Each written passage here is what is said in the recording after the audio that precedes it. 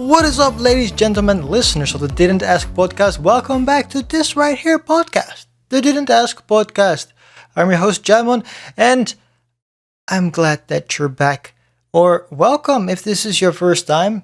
Please feel free to go to the older episodes of this right here podcast because this is episode 60. Oh my bloody hell.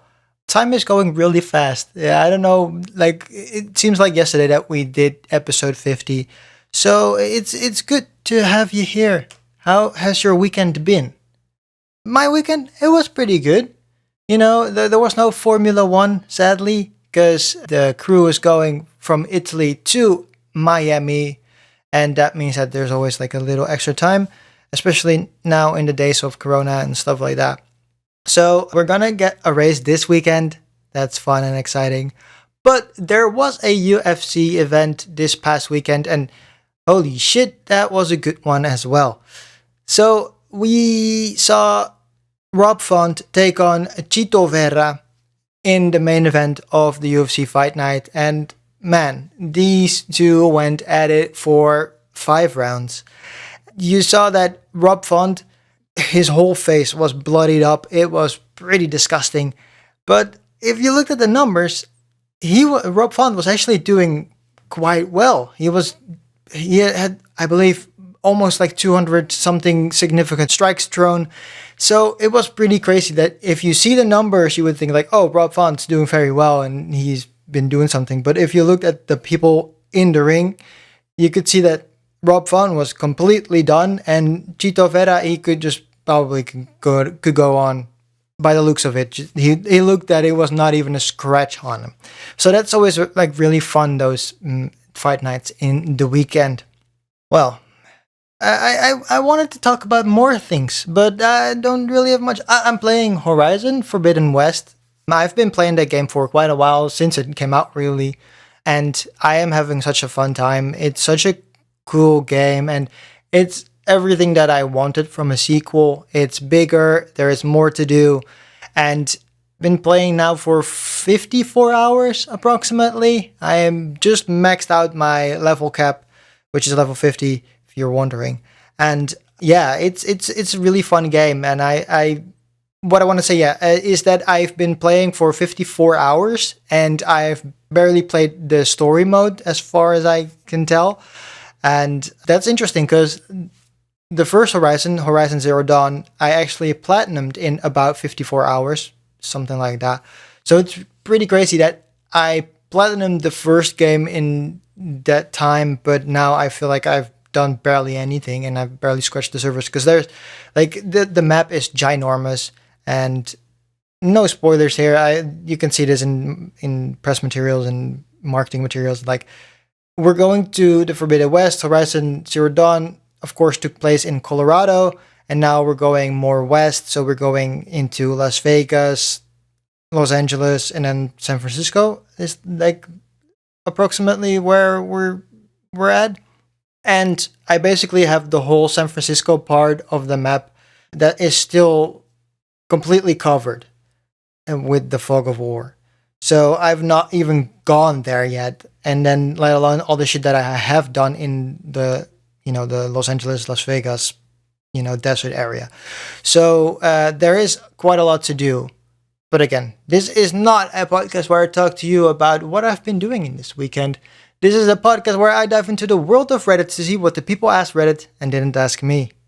Going to the first question of today, of course, coming from the Ask Reddit subreddit from user Kentucky Fried Eel.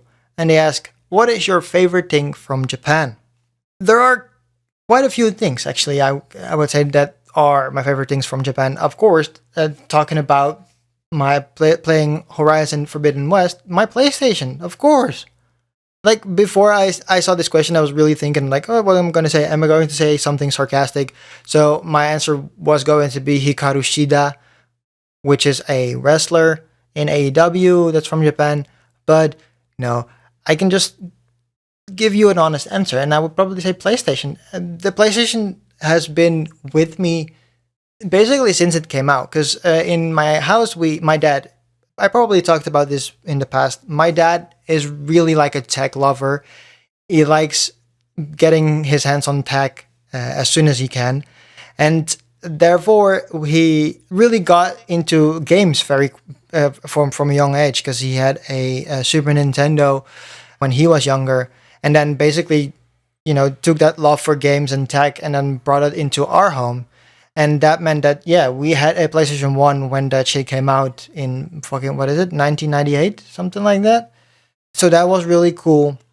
And then, of course, we got a PS2. Then we didn't get a PS3 because that was the time where, my dad was more busy doing stuff, and my parents separated at that time.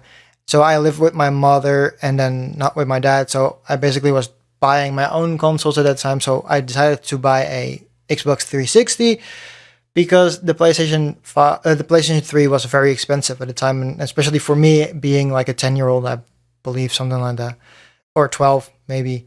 Yeah, it was a big purchase, but therefore I was just like, well, let's go to Xbox and see what that's all about. Didn't really work out well for me.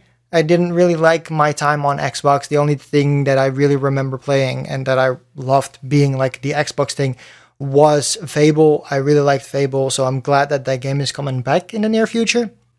So then when the PS4 and the Xbox One came out, I decided to jump back into the pool of games that I really loved, and that's, of course, the PlayStation games. So then I got a lot of catching up to do. So I played Uncharted and some other stuff, like some Killzones and stuff like that.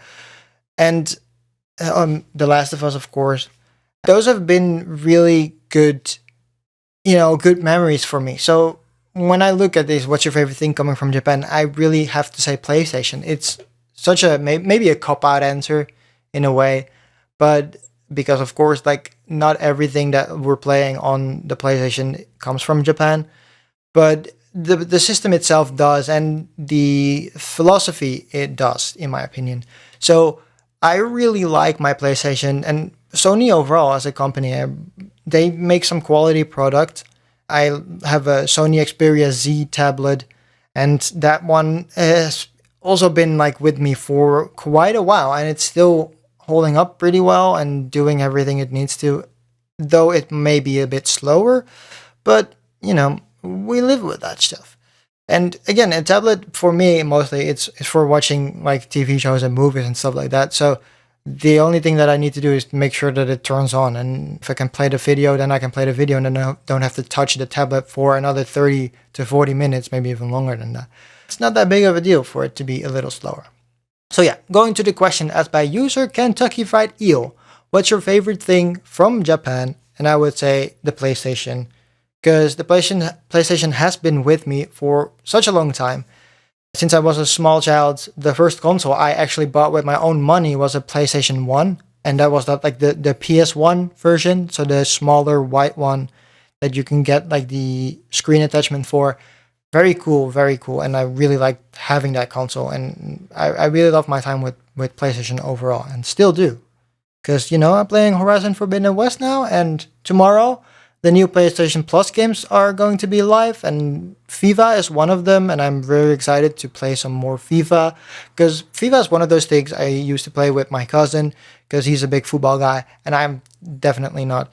But FIFA 22 and the FIFA games overall are always fun to just fuck around with and just play some games of draft or, weekend leagues or stuff like that. It's always fun to do that stuff. So I'm very excited for the PlayStation Plus games of tomorrow. Thank you for your question, Kentucky Fried Eel. Moving on to the second question of today, coming from user Much Love Waffle Girl. And they ask, serious, what would you do if your significant other asks you to have an open relationship? I would definitely ask where this idea comes from. To just be like, hey, let me just get things right. Why do you want this? Because is it something that I'm doing that I can do better? Do you want to figure things out for yourself? Like, where is the disconnect in this relationship? And if you know, like, I've been single as fuck for basically all my life. And especially now. I'm very single. So I don't have a significant other. So thinking about this also is a bit weird, because I need to just imagine like, having a significant other feels like this, and therefore I need to react like that. But yeah, to me, it would be like, first off, why. I want to figure this out because there is a reason why you ask for an open relationship. So I need to be like, hey, what's going on? Can I do something? Is, our relationship not feeling well for you? And honestly, I would be like, hey, I personally wouldn't like an open relationship. I understand that there are people that really do like it, and it gives them more freedom in their relationship, literally, but also just like it gives people sometimes more room to breathe, and people have different needs in life, and sometimes you cannot live up to those needs. And that's, of course, also with the love languages, which I believe I've mentioned on this show before. But if you don't know what it is, there is this belief that people have different types of love languages, and you would normally like pick like three, which are like your primary, secondary, and tertiary. And then when you get into a relationship, you kind of want to match those up a little bit, because if you don't, you can have like a weird relationship where you're basically growing apart in the sense that. So okay, so let's go back a little bit. Explaining what the love languages are is just like it's basically putting a name on making you feel good. And it sounds fucking weird, but hang on with me for a second. So, one of the love languages is acts of services. So that could be like if your partner has that love language, like acts of services, then it would be good for you to be like, hey, I'm gonna do the dishes, hey, I'm gonna bring the garbage outside, yada yada yada. Right? But if the partner in this situation, I'm gonna just say like the female, I'm gonna just do female male so that everything stays a little bit more clear. So the female has a love language acts of services, but the male has love languages of giving gifts. When you have those, they don't mesh up with each other, because the acts of services, the girl, in this case, the female, would be like, hey, I would love it for you to take out the garbage every week, or, do the dishes before I get home, stuff like that. But if the person, the male in this situation, loves giving gifts, so he would give her expensive clothing or maybe an expensive ring or stuff like that. Those things don't work together in the sense that, hey, she will definitely appreciate you giving her a gift, but that's not how she receives love in that situation, right? So that's very important in a relationship. So therefore, when my significant other would ask me, like, hey, I want to be in an open relationship, that's why I would be like, hey, okay, can we figure this out in a different way? Can we see what you want and where this comes from? Because personally, I'm not really looking for an open relationship. I'm a very jealous type. I don't really like seeing people I love with somebody else and stuff like that. Even though sometimes it would be better for them, I guess, but it is always like a little bit weird. So going back to your question, as by user much love waffle girl, serious, what would you do if your significant other asks you to have an open relationship? I would probably try and talk it out with them and be like, hey, okay, where does this come from? Can I do something better? But if this is just like, hey, I want to do this, then I probably would be like, hey, this is not going to work out because I don't really like sharing you with anybody else. So yeah, that would probably be my answer to your question. Much love, Waffle Girl. Thank you for your question. Moving on to the third question of today, coming from user Superman is OP. And they ask, what is an instant turnoff? For me, there are so many things that are instant turnoffs. And personally, I have said on this podcast many times before, probably, that I am straight edge. So I don't drink, I don't do drugs, I don't smoke, don't do any of that stuff. So for my partner to, at the very least, smoke, I would be like, oh, this is going to be a really hard situation for me to get over, because I am very much like a person, I'm very much pointed to making things smell nice. And I'm always very hesitant to talk to people in the sense that I am always afraid that I smell and stuff like that.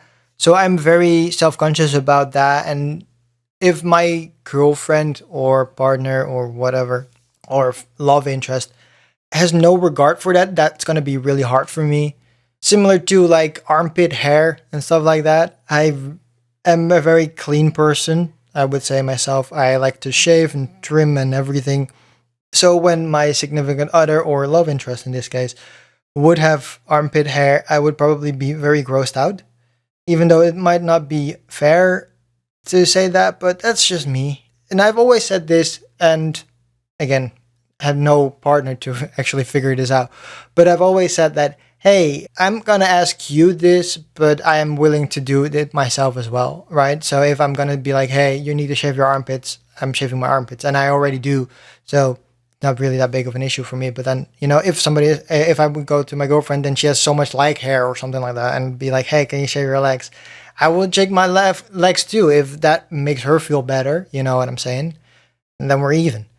So yeah, this all comes to basically talking about body hair. So I guess that's the answer to your question. Superman underscore is underscore OP. What's an instant turn off? And for me, it probably is body hair. Somehow, I don't know how we got there, but yeah, I don't like girls with armpit hair and hairy legs, and I don't know, it freaks me out a little bit. So yeah, that would probably be my answer to you. Superman is OP. Thank you for your question. Moving on to the fourth question of today, coming from user. Doesn't exist because the account has been deleted, and they ask, Elon Musk just bought Twitter. What happens next? Ooh, technically he didn't buy Twitter just yet. He is in an agreement, I believe, or trying to figure it out. He made an offer to buy Twitter, but it probably will go through because it's a publicly traded company and money talks. Elon Musk buying Twitter is such an interesting thing. First off, it's the interesting thing that they were talking about monetization, that he was just like, oh, it's going to be monetizable, whatever the fuck. While Twitter not really being monetizable ever, right? That was the thing with Twitter. What happens next? Like the thing for me is that like I'm very much in a weird situation. Do I think it's good that Twitter is owned by one person and that person being Elon Musk? No. I'd rather have a board of directors be like, hey, from all different waves of lives and all different history paths and whatever the fuck, to just be like, hey, this is what Twitter is and this is what, we want. I personally think that certain hate comments, I think, might get like bigger. I think it might expose that because, of course, Twitter is very much left leaning, and even though there are also political right people on there, but I would say, yeah, the policy itself is 9 out of 10 times more left leaning. I think this is gonna move closer to the middle, if not to the right, even more. So there is gonna be a shift, I think, in what type of content we see on Twitter and what type of people we see on Twitter, and therefore the whole situation of what Twitter is basically going to change, I think.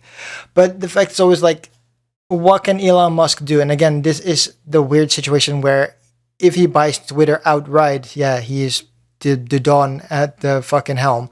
So he can do whatever the fuck he wants. So yeah, I think that some forms of like cyberbullying and aggressive texts are gonna be more pronounced when Elon Musk takes over Twitter. So yeah, that would be my answer to you, deleted user. Elon Musk just bought Twitter. What happens next? I think that we're going to see a shift in what type of content we're going to see on the platform. On one good note, I guess, is that Elon Musk wants all users to be verified, which is very interesting. We're going to see how that figures out, but because of that should lower the amount of bots that we see on a day-to-day basis. But, who knows? Thank you for your question, deleted. Moving on to the final question of the Ask Reddit subreddit for today. And this one coming from user Endowed X. And they ask, if animals could talk, which would be the rudest? It's probably a bird. In my head, it would probably be a rooster. Because of course they always go cluck clucker in the morning. So they would probably be like, wake the fuck up! I'm awake! Wake the fuck up! I would probably think about that. Maybe a seagull, because I saw that in the comments. somebody said seagull, and seagulls always make fucking weirdest noises. They always go like,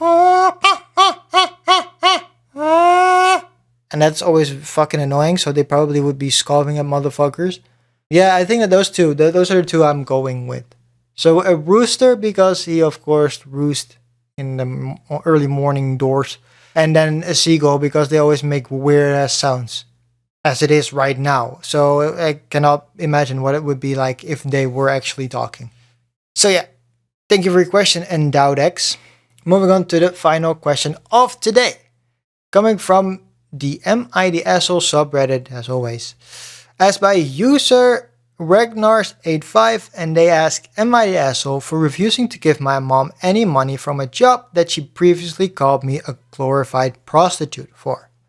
So, for the last couple of years, I've worked as a dancer at a well-known gentleman's club. It's quite high-end and security is very good. A customer only has to say something we don't like and they would get kicked out. It's actually a lot of fun, and when it's a good night, the tips are great and I managed to save a decent amount of money. I didn't tell my mom where I was working, as I knew exactly what her reaction would be. Unfortunately for me, about a year in, someone she knew had come to the club and spotted me there. Of course, it didn't take long to get back to her. She hit the roof, called me everything you could think of, including a prostitute, and then kicked me out. I stayed with a friend for a couple of weeks, until I managed to secure an apartment and decided to get on with my life. I am making enough to support myself comfortably. I guess my mom found all of this out from my sister, and she realized I was making decent money because out of nowhere she calls me to demand money. No hello, how are you? That I apparently owe her for letting me live in the house and the expensive. I told her flat out no, but I still feel a little bad as she hasn't got a job. So am I the asshole? And there are two updates. I don't know if they're gonna I'm gonna read the update. There is one update and I'm gonna read it. Just to clarify, as people have asked, I did pay rent while I was living at home, although I probably could have paid more considerably. I was earning quite well. I didn't want to raise suspicions and gave my mom what she asked for. Sorry, just to add, for those who think it's a good idea to send me private messages with abuse, you are both bullies and cowards. Yeah, don't do that, people. Don't fucking harass people on this fucking thing. So, yeah, the question, am I an asshole for refusing to give my mom any money from a job that she previously called me a glorified prostitute? No. It's very simple. You're saying that you did pay rent while you were living with your mom, and it's always like this weird situation, because I live with my mom as well now, or still, not now, but still, and I'm also now making pretty okay money. Some cases even more than she is doing. So for me, it's always been like, hey, my mom pays the rent, but I will then buy groceries and stuff like that. And that's how I pay my mom back, so I don't feel as bad living here. So especially lately, I've been buying lots of extra stuff for the house, making sure that we have stuff like vacuum cleaner bags and stuff like that, and grocery bags, and I don't know. So yeah, I've been doing that stuff, been taking over that work, so that my mom doesn't have to care about that. And, you know, I've been cooking for her and just making sure that she is okay and that everything is fine, you know, in our household. So it's always, again, that's what I wanted to say. It's always really hard because a mother, for most cases, they love what they do. You know, they are mothers for a reason and they love you for who you are because you're their kid. So I don't think that most parents would be like outraged if you didn't pay them enough rent. But clearly your mom is, and I'm very sorry about that. But yeah, if you, like you said, you gave her the money that she asked for. So she said like, hey, I want you to pay, I don't know, $300 in rent, and you kept paying that money.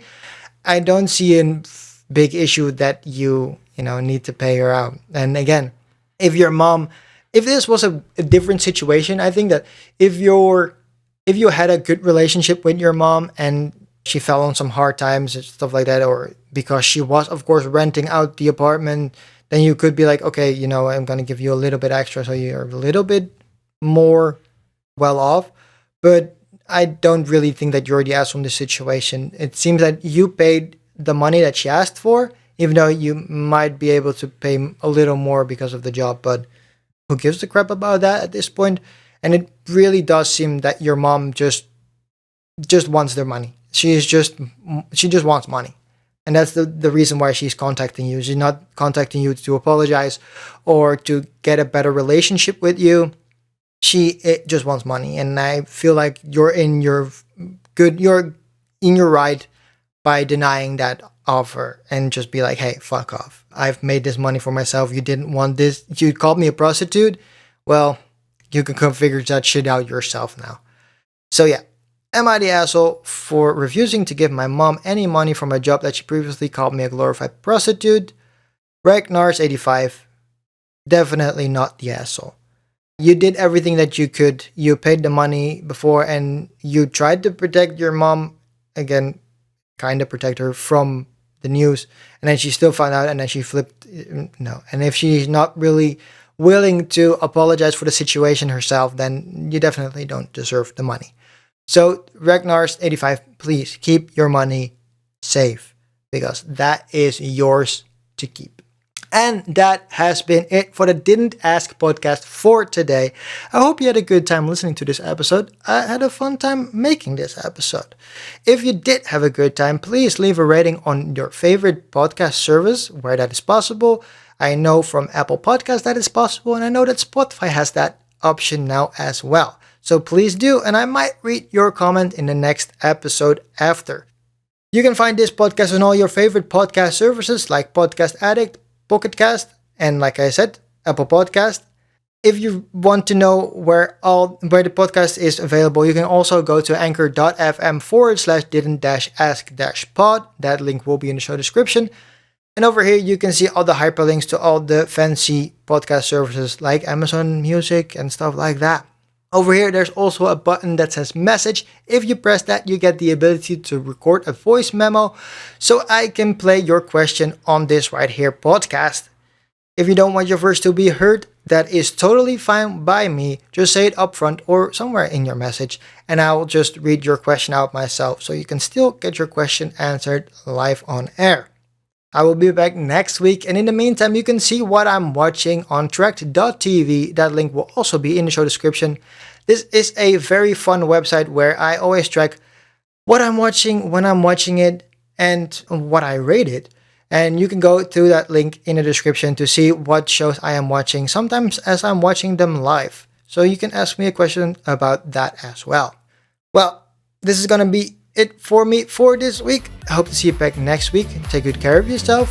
Thanks for listening. Goodbye.